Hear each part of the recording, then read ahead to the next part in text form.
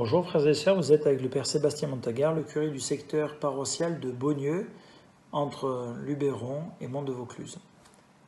Aujourd'hui, nous méditons la parole de Dieu, l'Évangile selon saint Luc, chapitre 4, versets 31 à 37. Au nom du Père, du Fils et du Saint-Esprit. Amen. Esprit Saint, viens dans notre cœur pour nous aider à rejeter toutes les paroles mauvaises, toutes les paroles qui détruisent, pour accueillir ta parole et rejeter tout ce qui nous pousse à faire le mal. Aide-nous à choisir le bien. En ce temps-là, Jésus descendit à Capharnaüm, ville de Galilée, et il enseignait le jour du sabbat. On était frappé par son enseignement, car sa parole était pleine d'autorité. Or, il y avait dans la synagogue un homme possédé par l'esprit d'un démon impur, qui se mit à crier d'une voix forte. « Ah, que nous veux-tu, Jésus de Nazareth ? Es-tu venu pour nous perdre? Je sais qui tu es le Saint de Dieu. » Jésus le menaça. « Silence, sors de cet homme !» Alors le démon projeta l'homme en plein milieu et sortit de lui sans faire aucun mal. Tous furent saisis d'effroi, ils se disaient entre eux, « Quelle est cette parole ?» Ils commandent avec autorité et puissance aux esprits impurs et ils sortent.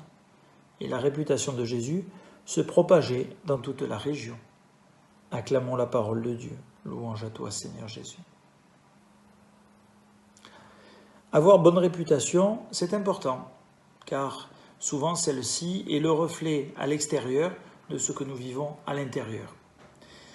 Mais cette réputation de Jésus, si elle était comparée à un sondage d'opinion, ferait un peu le pois chiche. Comme un pois chiche dans de l'eau qui bout, ça monte et ça descend. Simplement parce que à ce moment-là, ce miracle que Jésus a pu faire impressionne les gens. Malheureusement, au moment du temps de la Passion et quand le Christ sera sur la croix, eh bien, ils l'auront un peu oublié. De quoi s'agit-il? Jésus vient dans une synagogue, un lieu de prière. Il y a un homme possédé par un esprit impur, donc possédé par le démon. Toujours deux écueils à éviter avec le démon. Un, c'est de le voir de partout, et l'autre, c'est de le voir nulle part. Comme me disait une fois une personne, mais ne peut-on pas dire que c'est la personne qui est en chacun de nous? Alors, dans les tréfonds de notre âme et de notre cœur, il y a des choses qui ne sont pas très jolies, mais là, eh bien, oui, le démon.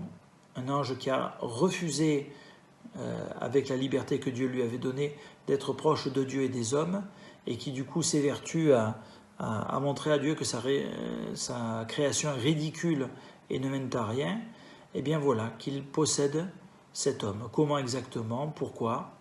Bon. Pourquoi? Enfin, en tout cas, pour salir la création de Dieu, ça c'est clair et net.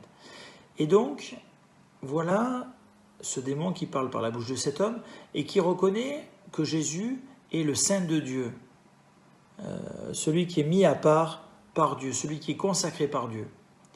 Alors, il faut toujours faire attention quand c'est le démon qui semble proclamer la foi, il y a toujours anguille sous roche, il veut troubler, salir et détourner.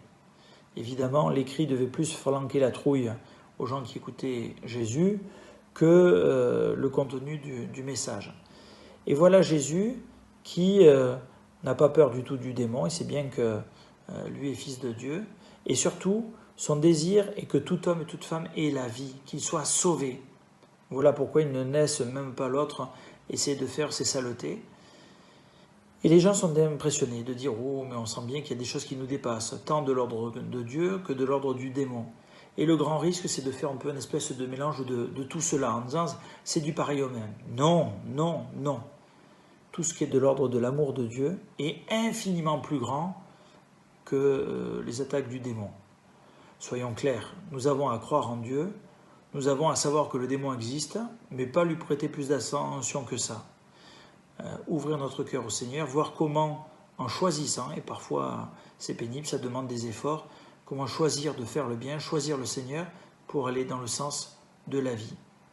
Alors évidemment, la réputation de Jésus pouvait être faite suite à cet exorcisme, mais le plus intéressant, peut-être les gens sont passés à côté, d'une part, Jésus vient de la part de Dieu, et d'autre part, s'il fait cela, c'est pour montrer ce que Dieu veut pour chacun et chacune d'entre nous, que nous soyons libérés de tout ce qui nous entrave et nous empêche de répondre à l'amour de Dieu.